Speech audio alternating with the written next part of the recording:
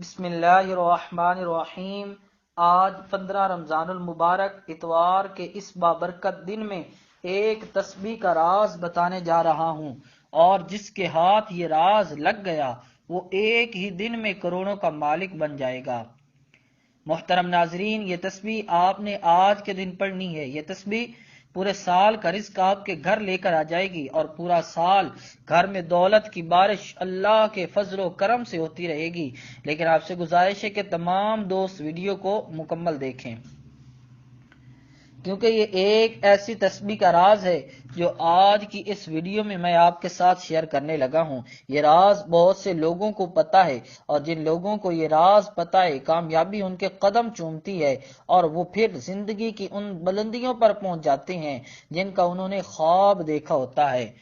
حضرت انس رضی اللہ تعالیٰ عنہ بیان کرتے ہیں کہ رسول اللہ صلی اللہ تعالیٰ علیہ وآلہ وسلم کے دور میں دو بھائی تھے۔ ان میں سے ایک نبی پاک صلی اللہ تعالیٰ علیہ وسلم کی خدمت میں حاضر ہوتا تھا، جبکہ دوسرا کاروبار کیا کرتا تھا۔ کاروبار کرنے والے نے اپنے بھائی کی نبی کریم صلی اللہ تعالیٰ وسلم سے شکایت کی تو آپ صلی اللہ تعالیٰ وسلم نے فرمایا کہ شاید تمہیں اس کی وجہ سے رزق دیا جاتا ہے۔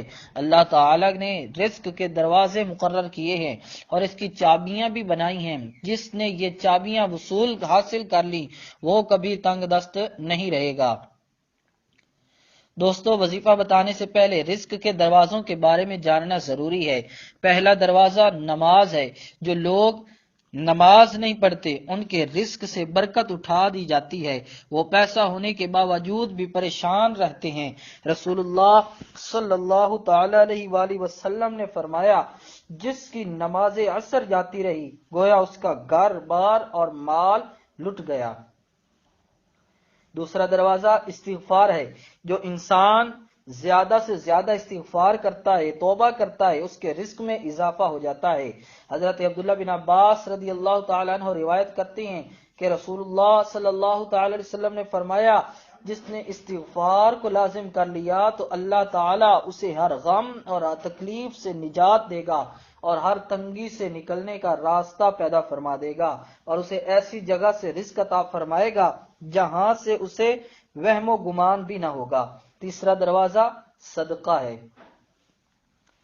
اللہ تعالیٰ نے فرمایا کہ تم اللہ کی راہ میں جو خرچ کرو گے اس کا بدلہ مل کر رہے گا۔ انسان جتنا دوسروں پر خرچ کرے گا اللہ کریم اسے 10 گنا بڑھا کر دے گا۔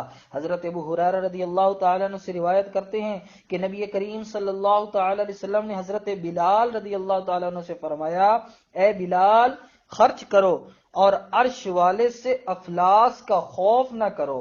چوتھا دروازہ تقوی اختیار کرنا ہے۔ جو لوگ گناہوں سے دور رہتے ہیں اللہ ان کے لیے آسمان سے رزق کے دروازے کھول دیتا ہے۔ پانچواں دروازہ کثرت نفلی عبادت ہے۔ جو لوگ زیادہ سے زیادہ نفلی عبادت کرتے ہیں اللہ ان پر تنگ دستی کے دروازے بند کر دیتا ہے۔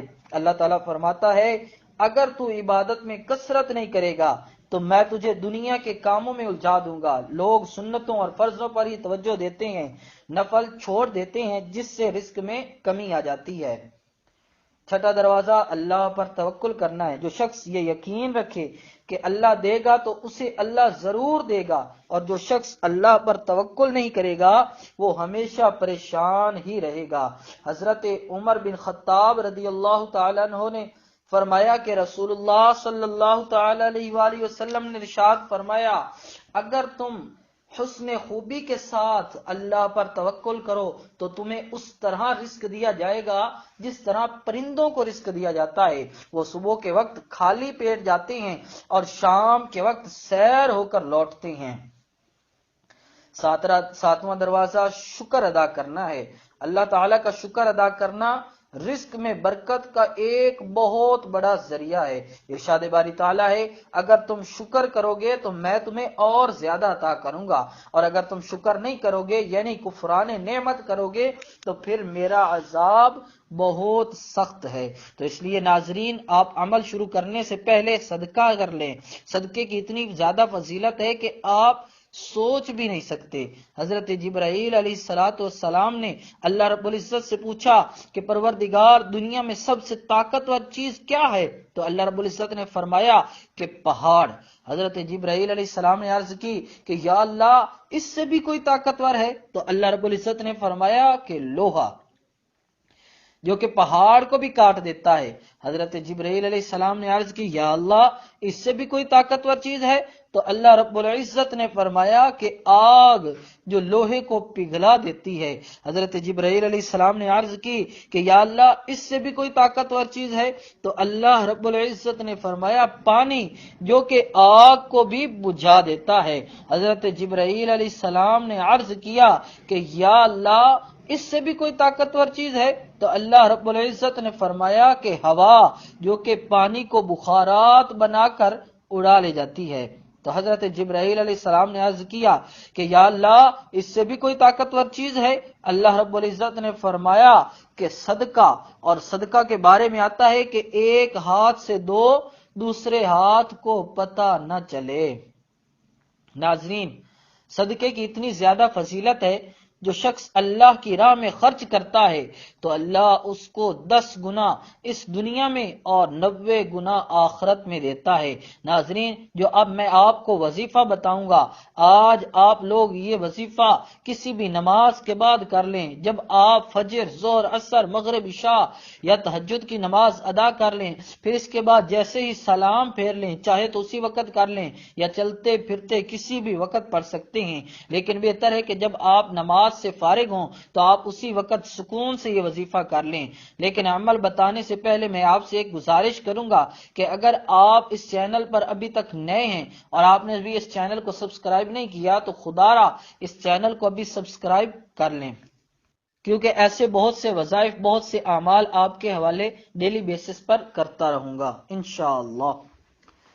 آج 15 رمضان المبارک اتوار کا دن ہے۔ فوری طور پر باوضو مصلی پر بیٹھ کر سب سے پہلے آپ لوگوں نے ہمارے پیارے آقا صلی اللہ تعالی علیہ وسلم کی ذات مبارکہ پر درود پاک پڑھنا ہے۔ درود پاک آپ لوگ کوئی سا بھی پڑھ سکتے ہیں۔ آپ صلی اللہ علیہ محمد پڑھ لیں یا آپ صلی اللہ علیہ وسلم پڑھ لیں، یا پھر آپ نماز والا درود ابراہیمی پڑھ لیں۔ نماز والا درود پاک یہ ہے: اللهم صل على محمد وعلى آل محمد كما صليت على إبراهيم وعلى آل إبراهيم إنك حميد مجيد. اللهم بارك على محمد وعلى آل محمد كما باركت على إبراهيم وعلى آل إبراهيم إنك حميد مجيد. ایک بار درود پاک پڑھ کر وظیفے کا آغاز کر دینا ہے۔ جب آپ درود پاک آپ لوگ پڑھ لیں، اس کے ساتھ فوری طور پر آپ نے سب سے پہلے اپنے مقصد کی نیت کرنی ہے۔ آپ نیا گھر چاہتے ہیں، گھر مانگ لیں، گاڑی چاہتے ہیں، گاڑی مانگ لیں، من پسند نوکری، شادی، قرض سے نجات، دنیا کی بڑی سے بڑی حاجت، بڑے سے بڑے مقصد میں کامیابی کے لیے آج اپنے مقصد کی نیت لازمی کر کے بیٹھنا، کیونکہ آج آپ رب کریم سے جو بھی مانگو گے آپ کو مل کر رہے گا۔ بزرگوں کے بتائے ہوئے طریقے سے 15 رمضان المبارک اتوار کے دن یہ خاص وظیفہ پڑھنا ہے۔ اپنے مقصد کی نیت کرنے کے بعد فوری طور پر آپ نے اپنی آنکھوں کو بند کر لینا ہے اور آپ نے ایک بار اعوذ باللہ من الشیطان الرجیم بسم اللہ الرحمن الرحیم پڑھ کر وظیفے کا آغاز کرنا ہے۔ آپ کی آنکھیں بند ہیں اور یوں محسوس کیجئے گا کہ دنیا سے آپ کا تعلق ختم، آپ رب کی بارگاہ میں موجود ہیں۔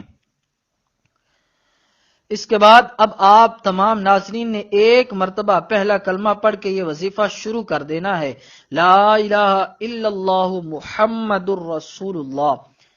پہلا کلمہ جب آپ لوگ پڑھ لیں، پہلا کلمہ پڑھنے کے فوراً ہی بعد آپ نے پہلے نمبر پر جو وظیفہ پڑھنا ہے وہ وظیفہ سورہ کوثر کا ہے۔